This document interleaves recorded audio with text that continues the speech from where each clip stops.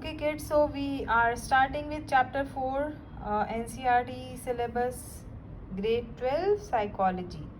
So chapter 4 is really important in order to understand the psychological disorders, and once you get into the practice you have to understand that this basic understanding of the disorders and how it emerges from the ancient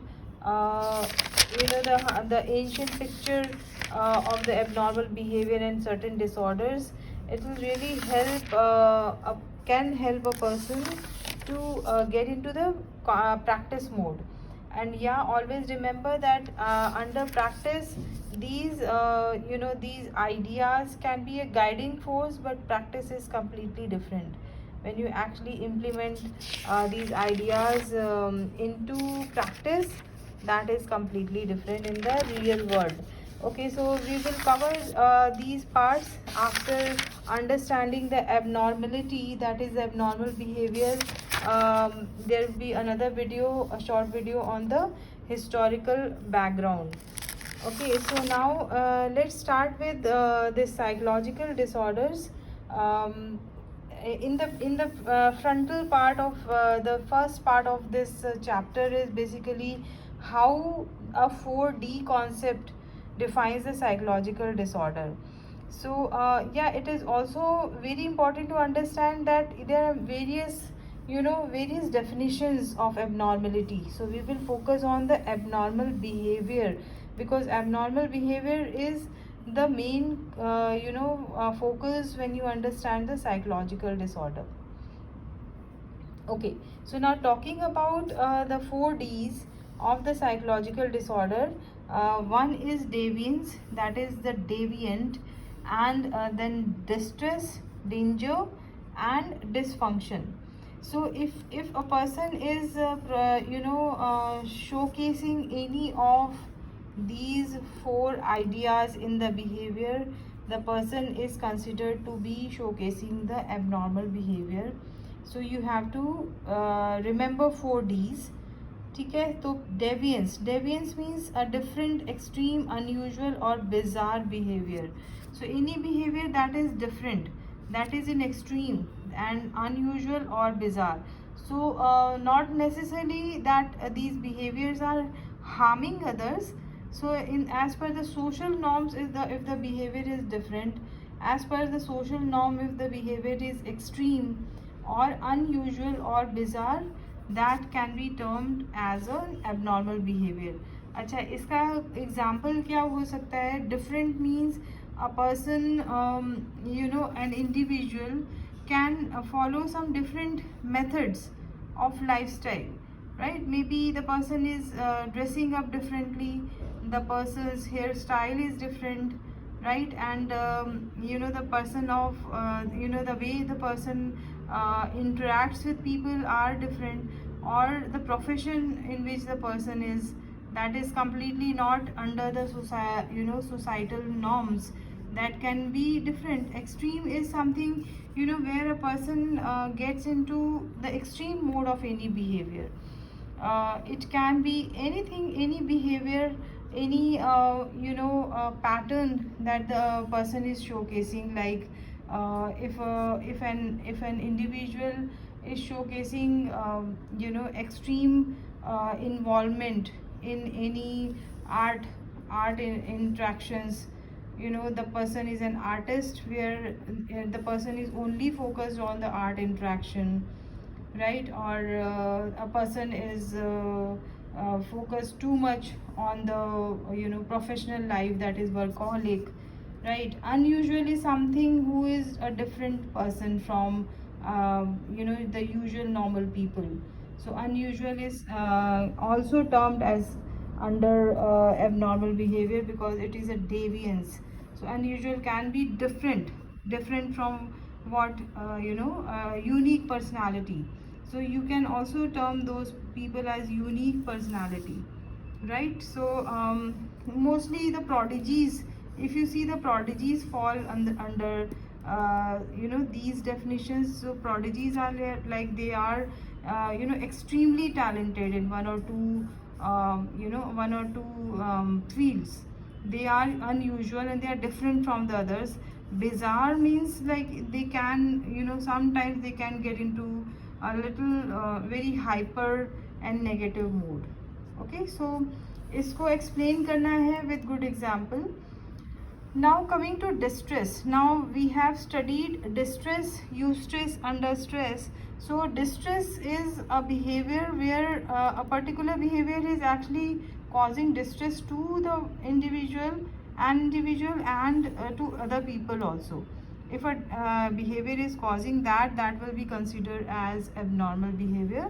Like for example, in the behavior pattern, there are three behavior patterns: assertive, aggressive, and passive. So the aggressive behavior can be very upsetting and unpleasant for the individual, and for other people also. So that can be consistent usage of that can be considered as abnormal behavior. Now danger is like where the behavior is actually dangerous to the person and to the other. So this is very important, and this can be all the time termed as abnormal behavior. Here is the deviance. Basically it's not necessarily that the person is abnormal, but it's considered abnormal behavior because that's not under the norms of the societal norms, but these are causing distress or danger to others. So that is 100% abnormal behavior. Now dysfunction is where the ability, the behavior that actually interferes with the day-to-day activities and the capabilities or the potential of an individual. So dysfunction is basically a behavior, consistent existence of a behavior where it actually is interfering with the progress of the an individual. So that will be considered as an abnormal behavior. Like for example, if a person is consistently waking up very late and getting late to work, right? So that is actually interfering with the person's progress and the day-to-day life, and having not balanced meal, not taking care of the lifestyle. So this all is under dysfunction where it is interfering the individual's day-to-day activities and the potential and the constructive approach of the growth and development of an individual. तो यहाँ पे आपको इन चारों के examples दे के you have to give small real life examples. You can make fictitious examples or real life examples and then define these four in details. Okay, now abnormal behavior deviation from social norms, right? So social norms क्या होते हैं? जो society के norms हम create कर देते हैं. People create certain norms that is ये चीज़ें ऐसे होनी चाहिए, social expectations, right? So if a person is not behaving under that umbrella, then that is called as a deviation from the social norm, and then that will be can be termed as abnormal behavior. So abnormal behavior, thoughts and emotions are those that differ markedly from the society's idea proper functioning. So right, so the society's ideas of the proper functioning, so this differs from society to society. Some places the aggressive behavior can be termed as normal because that is how they approach any event or any situation. So that can be considered normal, but in some societies the aggressive approach can be considered as abnormal behavior because that is a social expectation, right? So the social expectation is largely connected with the cultural association because these are made by the individuals, right, who actually lives in the society. So the cultural association of those individuals actually makes a big role in creating the social expectation, right? So the society's norms are constructed with the history, the habits, the values, and the institutions, skills, technologies, everything together. That is the cultural association with these. Based on these only the social expectations are formed, and that can keep changing from time to time. Also to be noted that a society's values and the cultures may change over time, impacting its view what is normal and abnormal behavior psychologically.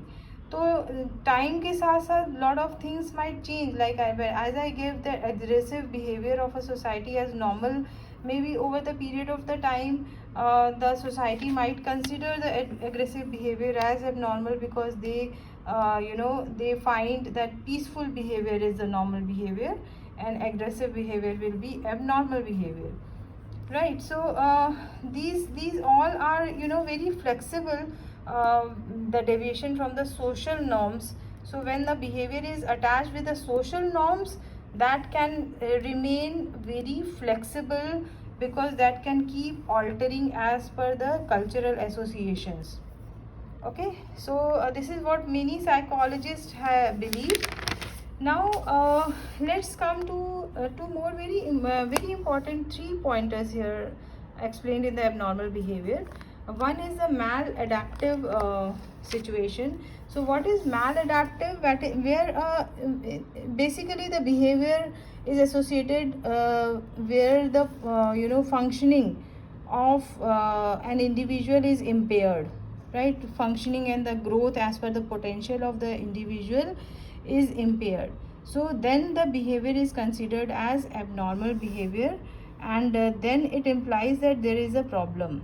So like I said, that if a behavior is consistently in a way where the person is not able to function as per their potential, then it is considered as maladaptive, right? So abnormal behavior becomes maladaptive.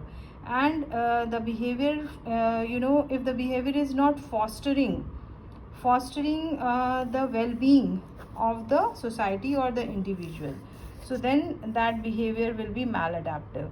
So that can be, the aggressive behavior is a very big example, common example, and you can give other examples also. Now let's understand what well-being is, right?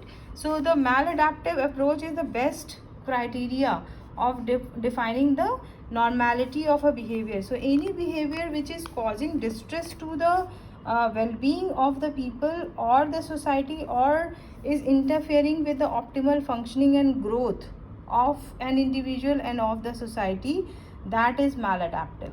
Okay, and when it interferes, where it is not able to foster the well-being of the society and individual. So what is well-being? So well-being is not simply maintenance and survival of an individual or a society. It includes the growth and fulfillment. So growth and fulfillment को समझना यहाँ बहुत ज़रूरी है. So it's not only about that you are maintaining and you are surviving well. Growth and fulfillment, जो fulfillment हमने Maslow's के law में पढ़ा था. So as per the Maslow's law, when we actually how an individual develops, right? So the development of an individual, the growth of an individual starts with the physiological needs, and then it marches towards the safety and the self-esteem and the self-actualization. So once a person achieves the self-actualization, तो आपको self-actualization की meaning पता होगी, where you set a goal, right? So first you cover up your physiological needs, and then focus on your safety, and then you focus on your self-worth and the self-esteem, and then you set goals to achieve maybe short-term goals or the long-term goals. Once you achieve those goals, then you acquire fulfillment, right? So the growth and the fulfillment are major part of the well-being of an individual and the society, and a maladaptive behavior can interfere with the well-being, right? So this is clear now.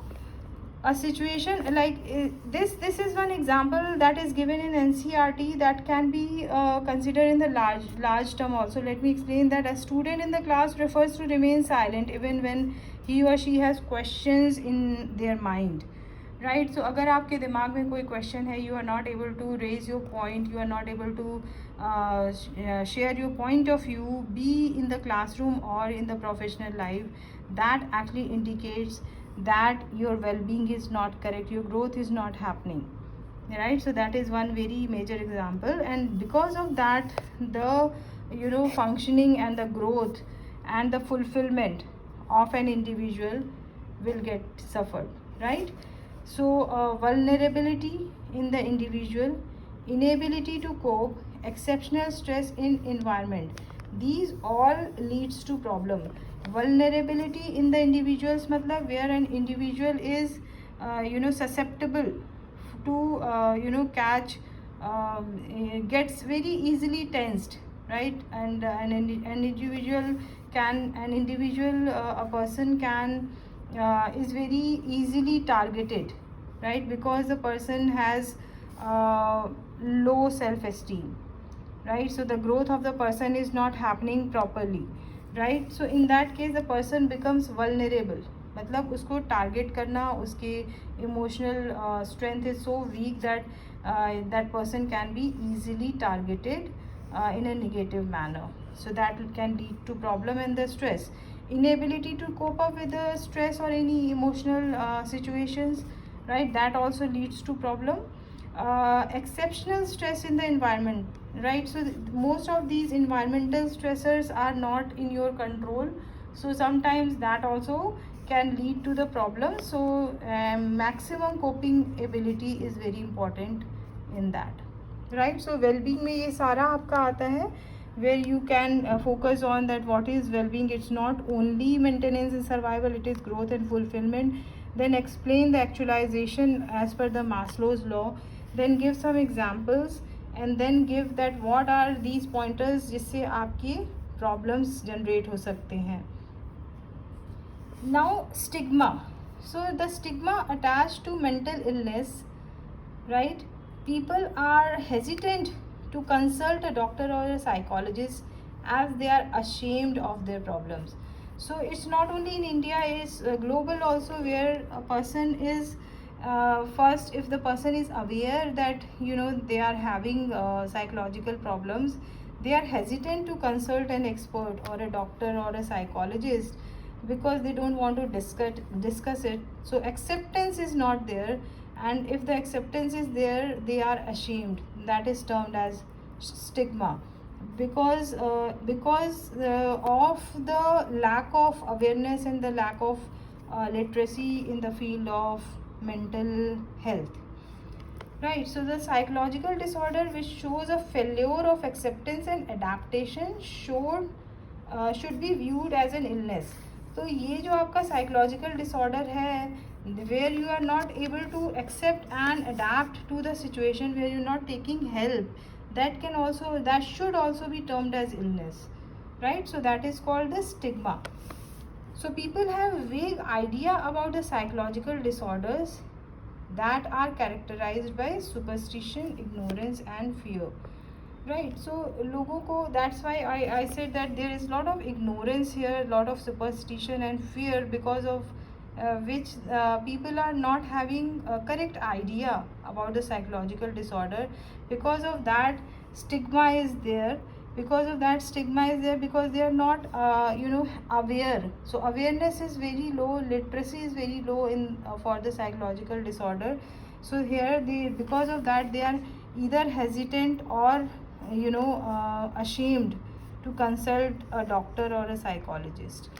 So यहाँ पे in the second part I covered maladaptive behavior, then I covered well-being, and then I covered stigma. So these all are very important when you are explaining abnormal behavior or the abnormality. 4 Ds, उसके बाद deviation of the social norms. ये social norms को describe करना बहुत ज़रूरी है, because social norms, actually most of the abnormal behavior is falls under this criteria also. And the association of the cultural association with the social norms, इसको describe करना है. Then you have to describe the maladaptive behavior, and then you describe the well-being and the stigma. तो आपका abnormal behavior का बहुत अच्छा सा एक notes बन जाएगा. So I will wind up here now. In the next video I will describe the history and the background, how actually the psychological disorders shaped up, the understanding about that shaped up. So this is what I'm going to define in the next video. Okay, take care all of you. Bye bye.